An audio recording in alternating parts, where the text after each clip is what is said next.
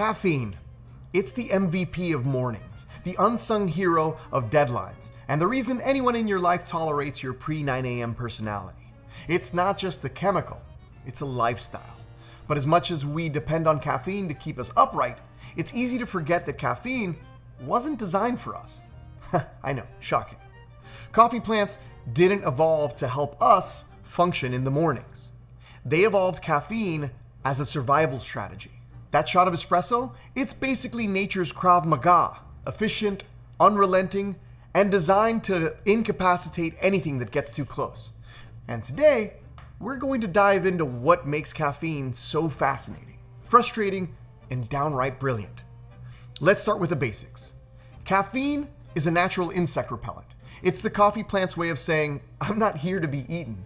For insects, caffeine isn't a pleasant pick-me-up. It's a neurotoxin. Imagine being a bug landing on a coffee leaf and thinking, free lunch, only to be met with a chemical that disrupts your nervous system. That's caffeine. For coffee plants, it's a built-in defense mechanism, like nature's equivalent of a bug zapper.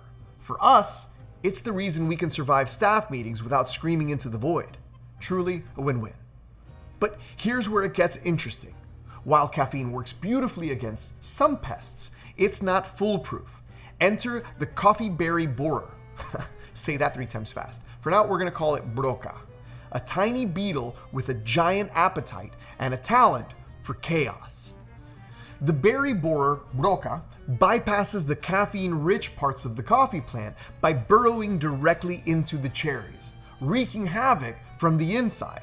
It's like an uninvited house guest who skips the doorbell and climbs through the window, eats all your snacks, and refuses to leave.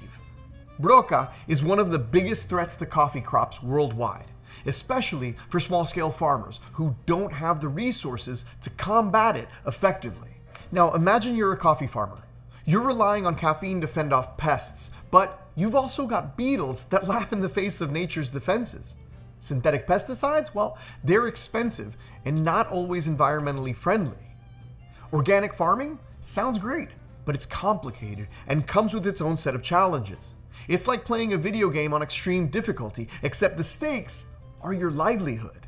Let's talk about organic farming for a second, because it's often seen as the ideal solution.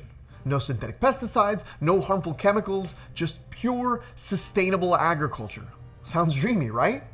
But for many farmers, the reality is much tougher. Organic certification requires strict adherence to standards, and the costs can be overwhelming. There's paperwork, inspections, and ongoing fees, not to mention the risk of losing certification if something goes wrong. Imagine trying to balance all of that while also dealing with unpredictable weather, pests, and fluctuating market prices. It's no wonder many small-scale farmers find organic farming unattainable, even if they want to do it. And even when farmers manage to achieve organic certification, maintaining it is a constant battle. Pest outbreaks don't respect certifications, and when something like the coffee berry borer shows up, farmers are left scrambling for solutions.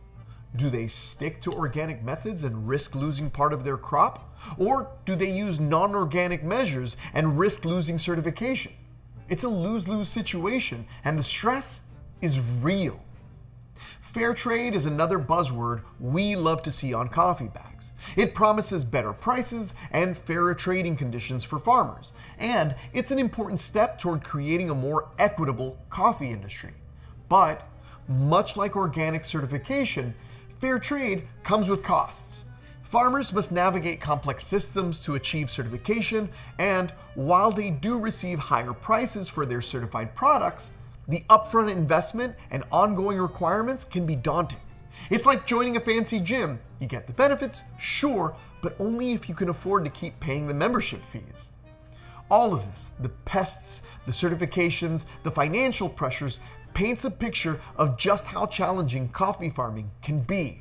And yet farmers continue to grow coffee, not because it's easy, but because it's essential.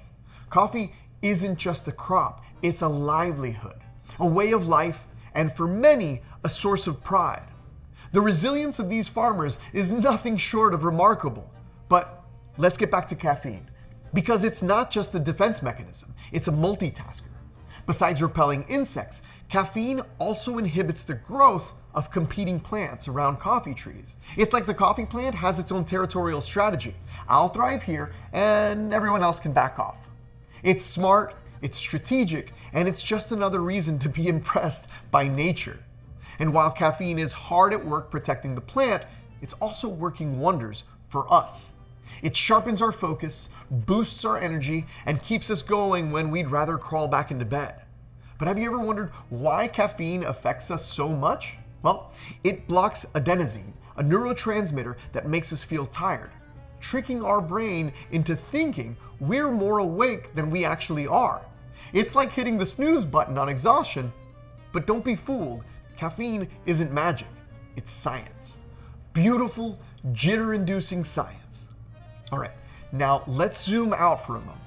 Caffeine is just one piece of the coffee puzzle, but it's a piece that highlights the incredible interplay between nature and human ingenuity.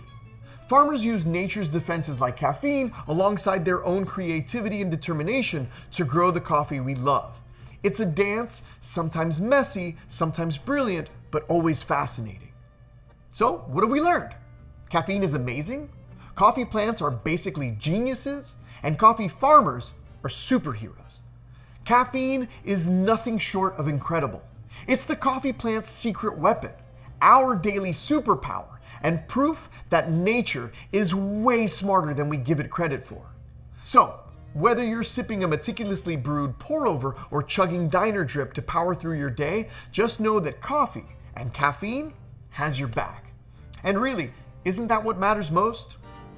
I'm Jonathan Echeverry, and this was Curious Coffee.